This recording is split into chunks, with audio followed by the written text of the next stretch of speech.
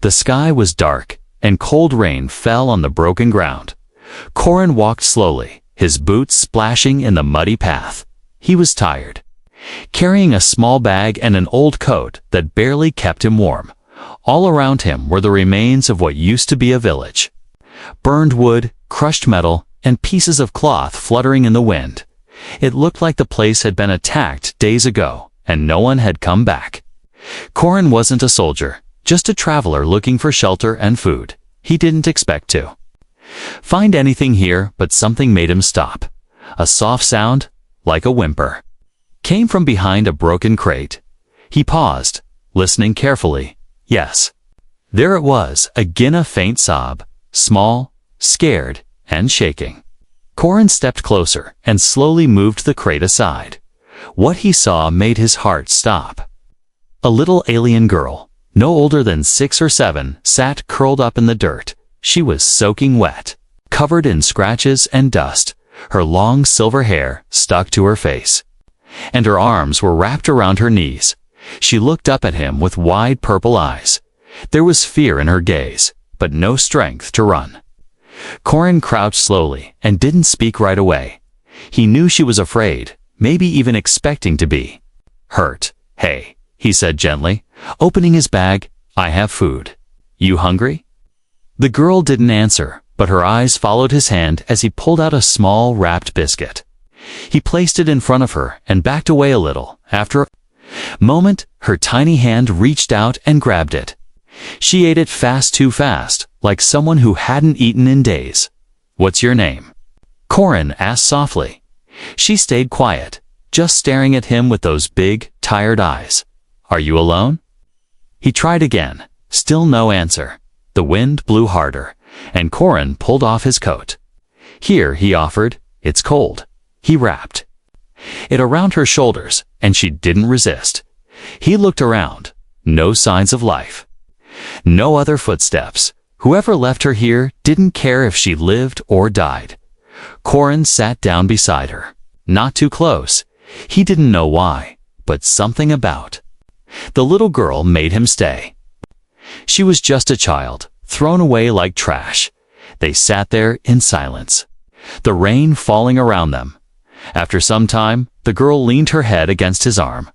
Corin was surprised, but he didn't move. She was shivering, but her breathing slowed down. Then, very softly, barely above a whisper, she spoke. "Can I call you Dad?" Corin blinked, unsure if he heard her right. He looked down at her. She didn't look up, just kept her head resting against him. His chest tightened. She didn't even know his name, yet she asked to call him something so deep. She must have been through something terrible to ask that. "You don't have to," she added quickly. "I can be quiet, I promise. Just don't leave." Corin felt something break inside him. He had traveled so many years without caring much about anyone.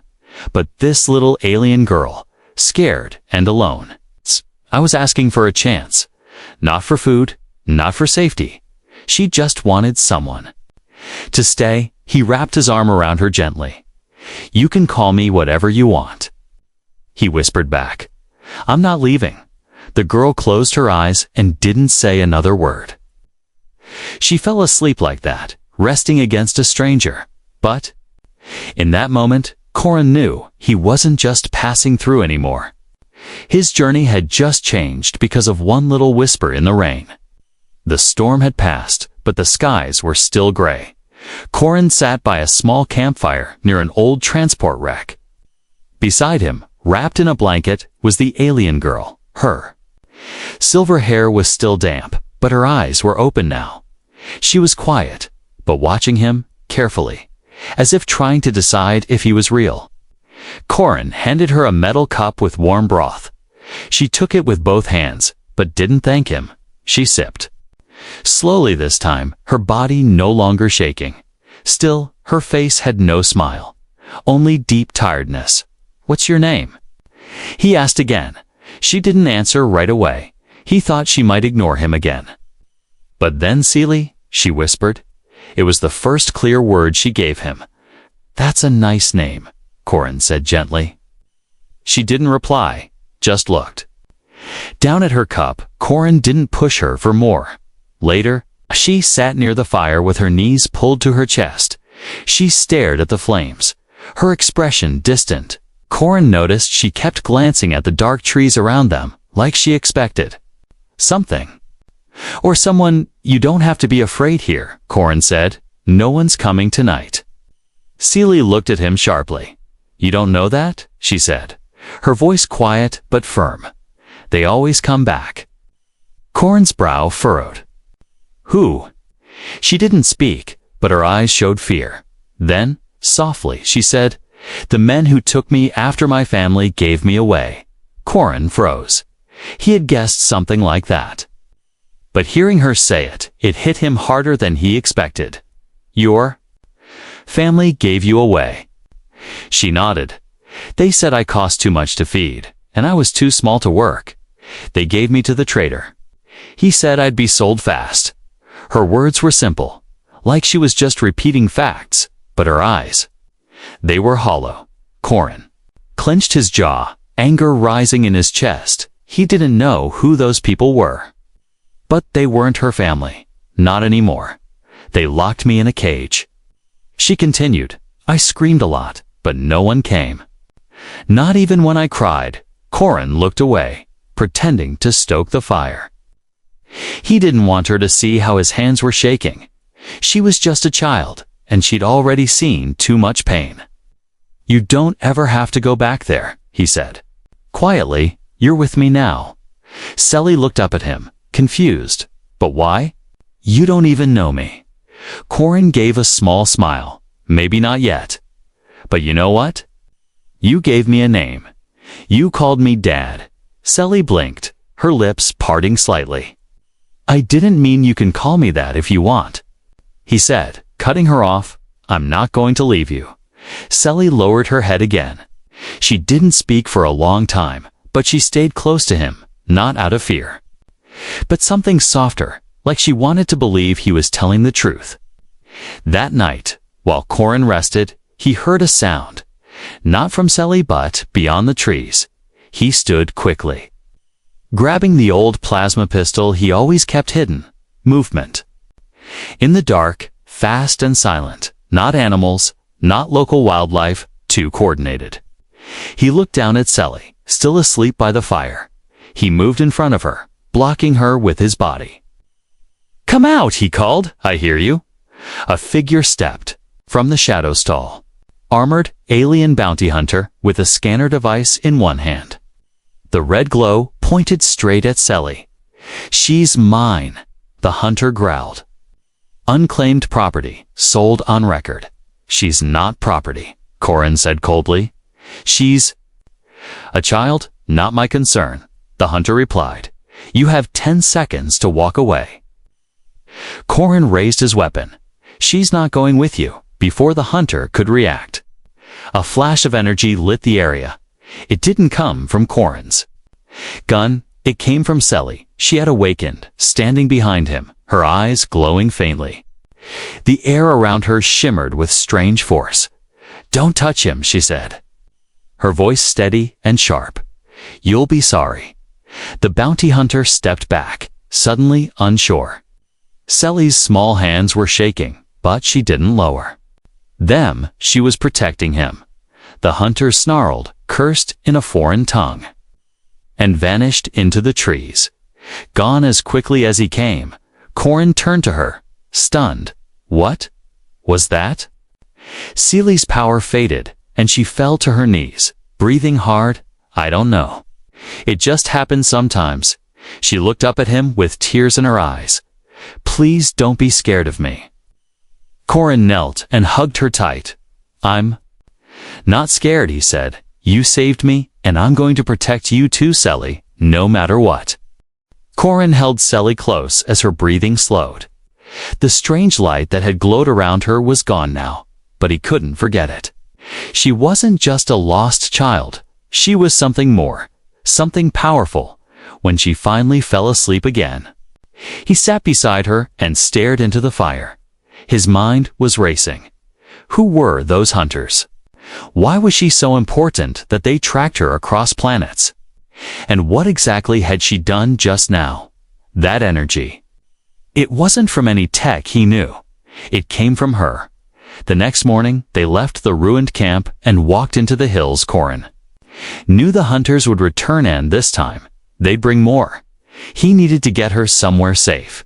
Where are we going? Seely asked, her small hand holding his. There's a place in the west, Corin replied. An old mining station, mostly empty. Hard to find, Seely nodded, not asking any more questions. As they walked, Corin kept checking the sky. He spotted something, 3 small dots, moving fast. Drones. They ducked into a canyon and stayed low until the buzzing passed. Are they looking for me? Seely asked quietly. Corin nodded. Looks like it. Seely's face grew tight. I didn't mean to hurt anyone. It just happened. After the cage, Corin stopped. What do you mean? She sat down on a rock and looked at her hands. They kept me locked up. In a dark room, she said. They said I was dangerous. That my kind aren't supposed to live this long. Corin frowned. Your kind? Seely nodded slowly. My mother told me we were born with something special inside. U.S. Energy. It grows with emotion, but only few survive past the 5th cycle. Why? Corin asked. Because the power burns them from the inside, she whispered, but I didn't burn. I changed. Corin was quiet. He didn't know what to say. He wasn't a scientist or a soldier. But he knew one thing: this child was being hunted for something she never asked for. And now, she was his responsibility. That night, they found shelter in a cave. Corin placed sensor traps outside and lit a small hidden fire. Seely curled beside him, holding a small rock she had found earlier. This was like one my mother gave me, she said. She told me to hide it if bad people came. Corin looked at the rock, had tiny symbols etched into it. He didn't understand the language, but it looked ancient. Do you miss her? He asked. Seely nodded. She tried to hide me. But they found her first. She didn't scream. Seely whispered, she just told me to run. Corin felt his chest tighten. He wished he could take away her memories. She was too young to carry such pain. Suddenly, a sharp beep came from the entrance. One of the traps had triggered. Corin jumped to his feet and motioned for Seely to stay quiet.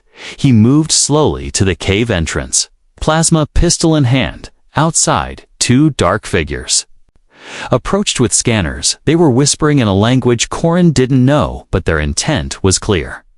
They were tracking something. Or someone. Then, one of them said a word in common tongue, Seely. Corin's blood ran cold. They were getting closer, and he had no backup, no ship, and only 2 charges left in his weapon. But then he heard a soft voice behind him. I can help, Seely said, stepping forward. No. Corin whispered quickly. They'll hurt you. But Seely walked past him, her bare feet silent on the stone. She raised both hands, and her skin began to glow again. The air around her shimmered like heat rising off metal. The 2 hunters saw her hand froze. She's awakened, one of them said in fear. She's not supposed to survive the 7th stage. This is impossible. Corin stood beside her, ready to fight. But Seely looked at him and smiled. I don't want to hurt anyone, she said, but I won't let them take you away. The glow flared brightly, blinding the hunters. A shockwave burst from her body, knocking them both off their feet. But it didn't burn. It pushed them back, far out into the canyon. Then, the light vanished, and Seely collapsed into Corin's arms. He caught her before she hit the ground. She was breathing, just tired. Corin held her close. We need answers, he whispered. We need to find someone who knows what you really are. Seely looked up weakly. Will you still be my dad if I'm different? Corin smiled through clenched teeth. I don't care what you are, he said. You're my daughter. Now? Nothing will change that. The desert winds howled through the canyon as Corin held Seely close. She had passed out after using her strange power again. Her skin was cold, but her breathing was steady. He wrapped her in his coat and kept walking. He didn't know where he was going, but he knew he had to get her somewhere safe. The power she used. It wasn't normal. It wasn't from any tech, implant, or drug. It came from inside her natural, raw, and still untrained. She had more control now than before, but just barely. They reached an old fuel station at the edge of a rocky valley. The place was empty, half buried in sand. A broken sign flickered overhead in a language Corin didn't understand. But the shelter would do for the night. He laid her on a flat cot inside. She didn't wake, only stirred slightly, whispering. His name? Dad. Corin sat beside her and placed a hand on her small fingers. I'm right here, Seely, he said softly. I'm not going anywhere, while she slept. Corin searched the back of the station. He found a half-broken data terminal with old messages still logged in. One of them caught his eye. Subject 72. If located, alert the high circle. Do not engage without containment squad. Vital to bloodline experiments. Dangerous. Level 5 clearance only. His stomach twisted. Selly wasn't just any child. She was a subject. Part of some secret alien program and bloodline experiments. What did that mean? Clones? Weapons? Mutants? Or something even worse? As he sat reading, he didn't hear her stir. Selly stood quietly in the doorway behind him, watching. Her voice came out soft. You found it, didn't you? Corin turned quickly. She wasn't angry, just sad. You knew? He asked. She nodded slowly. My mother told me before she died. She said I wasn't supposed to exist. Not like this, she said. I was created to replace someone. Powerful, Corin stood up, walking over to her. And do you believe that? He asked. Selly looked down. I don't know, she whispered. I don't feel like anyone special. I feel broken. Corin knelt and took her hand. You're not broken, he said. You're a child who survived something terrible. That makes you strong, not wrong. Selly's lip trembled, but she nodded. Then why do they want me back? Corin didn't have a good answer, but he wouldn't lie to her. Because some people fear what they don't understand, he said, and others want to control it. They stayed there for a while. The quiet hum of the wind outside. Then, a voice echoed from the outside speakers, a voice that made Corin's blood run cold. Corin Hale, you are harboring stolen property belonging to the Yelvani High Circle. Release the subject at once, or face planetary arrest, Corin. Stood, grabbing his weapon. Selly grabbed his sleeve. Fear in her eyes. No. Please, she said, don't give me to them. I'd rather die, Corin said. Then hand you over to people who see you as a thing. The speaker clicked again. You have 5 minutes to comply. Corin looked around. They were trapped. No back exit, no transport, and Seely was still weak. But then he remembered something. The tunnel, he had seen a hatch near the back wall. Half covered in sand. Selly, come on, he said, lifting her gently. We're not staying here. They opened the hatch and climbed down into the dark shaft. The air was dry and filled with dust, but the tunnel stretched far beneath the surface. A path forward. As they walked, Selly looked up at him. Dad? Yes. If I really am dangerous, would you still keep me? Corin stopped, kneeling down to her level. I don't care what they say. He said, to me, you're not a weapon or a subject or a mistake. You're my daughter, Solace. Eyes welled up with tears, she threw her arms around his neck. I'll be strong for you. She whispered, I'll never leave. Corin held her tight in the distance, far behind them. The tunnel shook with the sound of an explosion. The fuel station above was gone, but they were still alive, and ahead of them was a new path. One that would take them deep into alien lands, where secrets waited in the shadows, and Selly's true nature was only beginning to wake. The underground tunnel stretched for miles. The walls were old and cracked, and every step echoed in the dark. Corin walked with Selly, close beside him, holding her hand. She was quiet, but he could feel the tension in her small fingers. She was trying to be strong, but she was scared. They had no map, no plan. Only a direction away from those who wanted her captured. The tunnel had been built long ago for mining crews. Now it was abandoned, filled with dust, wires, and old crates. But it was safe. For now, Corin finally spotted a narrow lift door with a broken panel. He pried it open and saw an old ladder leading up. "Let's check what's up there," he whispered to Selly. She nodded without a word. When they reached the top, Corin slowly lifted the rusted hatch. It creaked open to reveal a small, open valley. Tall red grass moved gently with the wind, and old machinery sat rusting under a pale blue sky. They stepped out into the fresh air. Seely smiled a little. "It smells nice here," she said softly. Corin gave her a tired grin. "It does," he replied. "Let's rest for a bit." They found shelter under a large piece of broken equipment.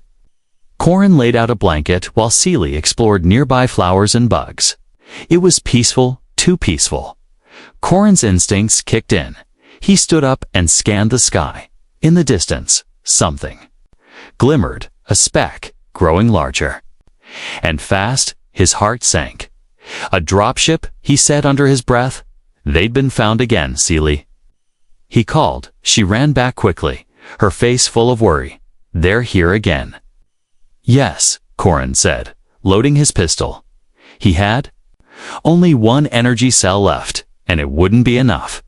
The ship landed hard, kicking up dust and shaking the ground. 5 armored soldiers jumped out. Guns drawn, they wore the dark gray armor of Yelvani recovery forces, hand over the girl. One shouted, "She is property of the High Circle." "She's not property," Corin growled. Standing in front of Selly, "She's a child." The soldiers didn't care. They moved forward in a tight line. Selly stepped beside Corin, shaking. "But calm.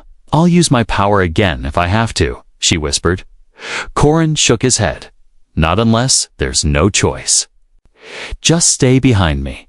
The first shot came fast. Corin dove, pulling Selly with him. Energy blasts hit the ground where they stood seconds ago. He fired back, hitting one soldier in the chest. The armor absorbed most of it, but the impact knocked the man down. Another charged forward with an electric blade. Corin barely blocked the strike with a metal rod. The weapon sparked, singing his arm. But he didn't back down. Selly crouched near a broken pipe, her hands glowing faintly. She was afraid of losing control again. But when one soldier aimed straight at Corin's back, she screamed, "Nitrogen monoxide." A wave of blue light exploded from her hands. Not a blast, but a pulse. It stopped time for a moment, everyone frozen mid-move. Then, the soldiers were thrown backward like dolls, landing in a heap. Corin turned, stunned. He had seen her power before, but not like this. Selly's eyes were glowing bright, and a strange mark had appeared on her forehead, like an ancient symbol, pulsing with light. She gasped and dropped to her knees. Exhausted, Corin ran to her and held her close. "It's okay. It's over," he said. But Seely was crying. "I didn't mean to hurt them," she whispered. "I just wanted you to live. You did the right thing," Corin said softly. "You protected us behind them." One soldier groaned and slowly sat up. His helmet was cracked, and he looked straight at Selly, eyes wide with fear. You're not just a child," he said. "You're her." Corin stood slowly. "Her." The man nodded, coughing. "She's the last descendant of the Yelvani queen, the bloodline they tried to erase." Selly's breath caught. "My mother," she said slowly. "She told me we were different, but I didn't understand." The soldier looked at her again. "They thought your bloodline was a threat to the new rulers. They erased your history. But they missed one. Corin helped Sally to her feet. "Come on," he said. "We're not safe here." As they walked away, the soldier didn't follow. He just stared, whispering to himself, "She's not just a girl. She's a legacy." And Corin knew then this was bigger than either of them. Sally wasn't just powerful. She was the last hope of a forgotten people, and now the whole galaxy would come looking for her. They walked in silence for a long time. Sally's small hand was wrapped tightly around Corin's. Her steps were slow, but steady. She didn't ask where they were going, she just stayed close. Corin glanced at her again and again. He could still see the glowing mark on her forehead. It had faded now, but the shape was burned into his memory. He didn't know what it meant, but the soldiers' words haunted him. She's not just a child. She's a legacy. They reached a hidden transport tunnel from the old war. Corin found a half-buried terminal and forced it to life. A soft blue light flickered, showing a map. There was a name nearby that caught his eye, House of Memory. "Yelvani Archive looks like we're going there," Corin said. Seely nodded. "I want to know the truth." She whispered everything. They took an old lift that creaked and groaned as it moved underground.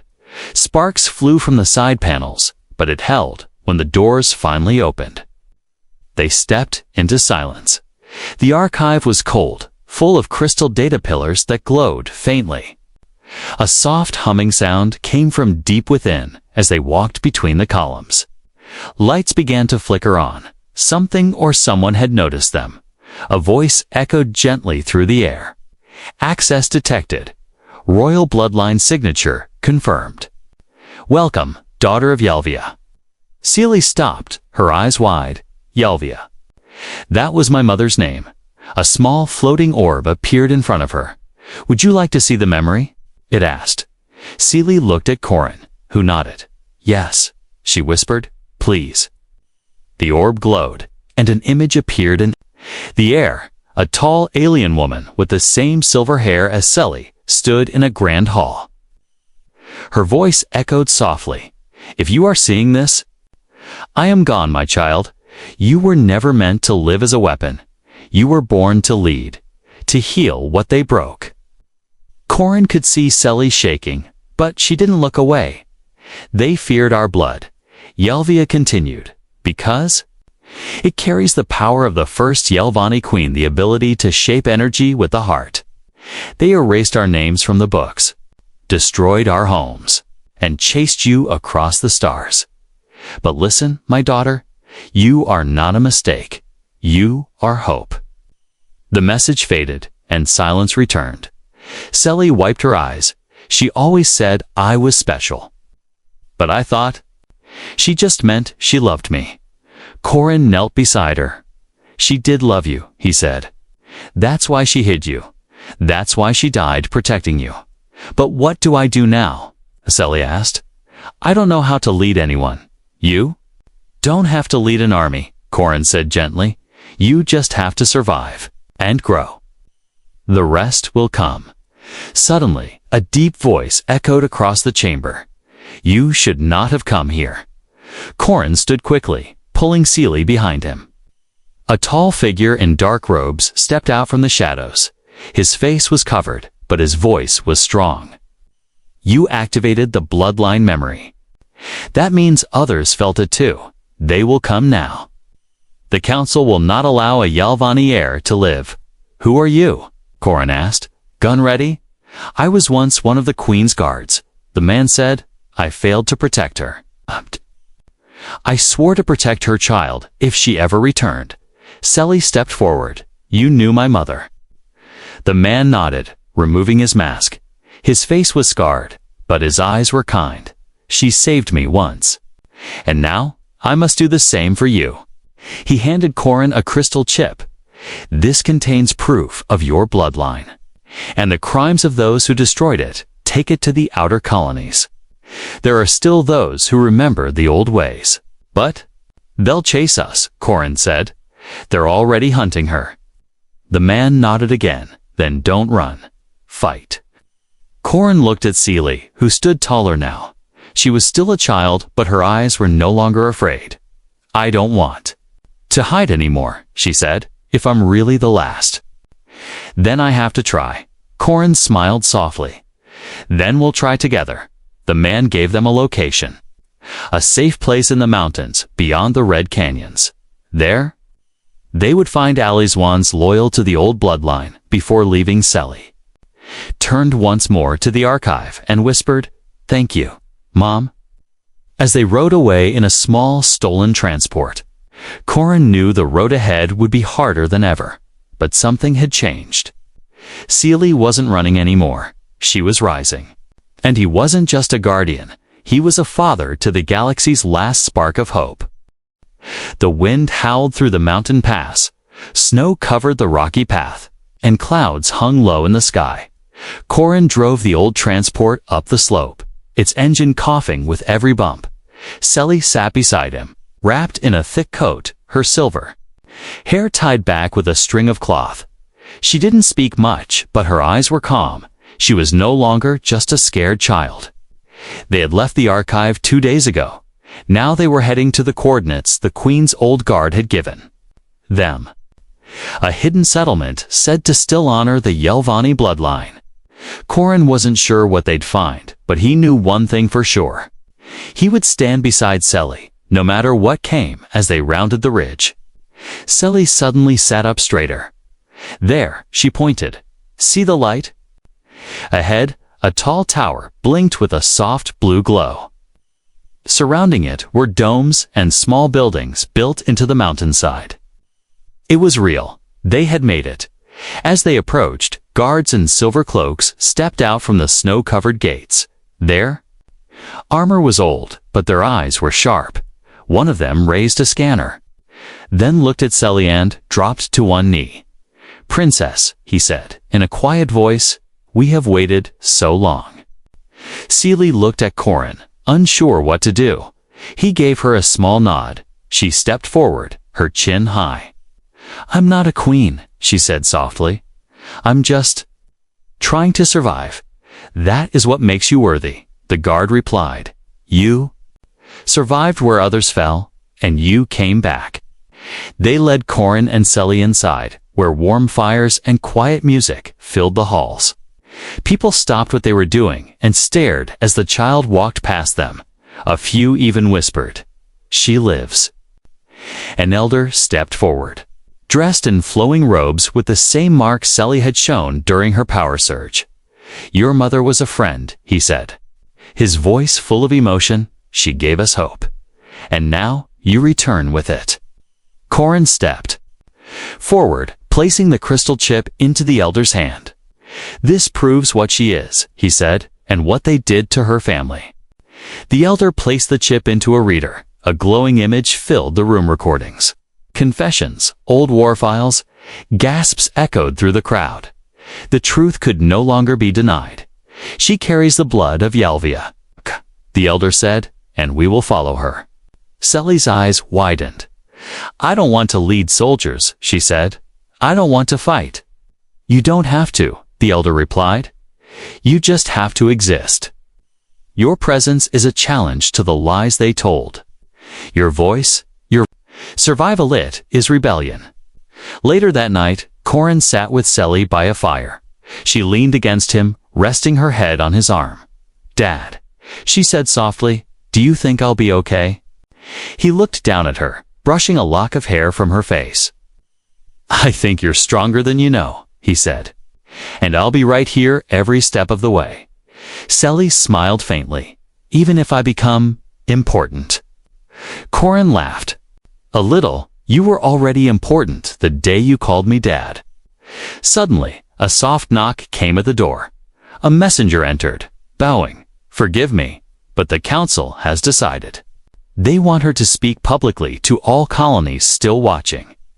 Corin looked at Selly. She hesitated, then slowly stood. "I'll do it," she said, "but not as a queen. Just as me." The next day, a message went out to hundreds of systems. Selly stood on a small stage. Her voice broadcast far and wide. She spoke simply, using her own words. "My name is Selly," she said. My family was erased. My mother was hunted. I was sold. Forgotten, but one human found me. He didn't ask for anything. He didn't care about power. He just stayed when no one else would. And because of him, I am still here. I am not here to rule. I am here to remind you that truth doesn't die if even one voice remembers it. Billions watched in silence. Some cried, some stood, and far away, in dark rooms, the ones who once hunted her, now feared her return because one small girl once thrown away had become the voice of the forgotten, not with armies, not with weapons, but with a simple truth, and the love of a human who refused to let her go as the broadcast ended. Sully turned to Corin backstage. He opened his arms and she ran into them. "I love you, Dad," she whispered. "I love you too, kiddo," he said, smiling through the tears in his eyes. "Always."